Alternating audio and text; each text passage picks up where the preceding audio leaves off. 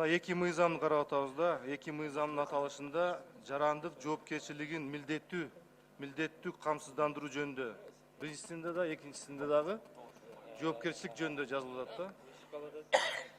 Стат секретарь былтыры Бишкек балыкчы жолунда, темир жолунда, трассовый темир жолдо 8 вагон рельстен чыгып кетти.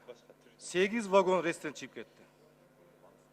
Бирөө жоопкерчиликке тартылдыбы? Ошол боюнча. Эгерде эртең Бишкек балыкчы жолунда жүргүнчүлөр жүргөндө эмне болот эле? Эгер Союз кезинде ушундай ЧП болгондо ошол темир жолдун жетекчисин эртең эле бирде кылып коет эле. Эч кандай жоопкерчилик жок сиздердин тарабыңардан. Туура, Бакыт Турбаевич, бул чоң кырсык болду. Бул үстүндө комиссия атайын комиссия түзүлүп иштеп атат. Жыйынтыктары мына жакын арада чыгыш керек. Чараны сөзсүз көрүлөт. Мен айтат элем, өкмөттүн өкүлү, бул ЧП темир жол, бул теги мекеменин веткасы эмес бул. Бул трассовый темир жол.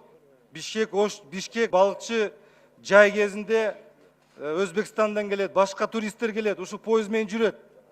Бул эмне жоопкерчилик карап атабыз, комиссияны карап атабыз деп атасыңар. Ошол рельсти караган жок өзүнүн убактысында. Шпалдарды караган жок, обслуживание кылган жок, тех обслуживание жасаган жок, көзөмөл болгон жок. Мына ушул жоопкерчилик. Иштен алыш керек деги темир жолдун жетекчиси. Болду ушу жоопкерчилик. Бул ЧП, мен сиздерге айткым, бул чоң ЧП болчу бул.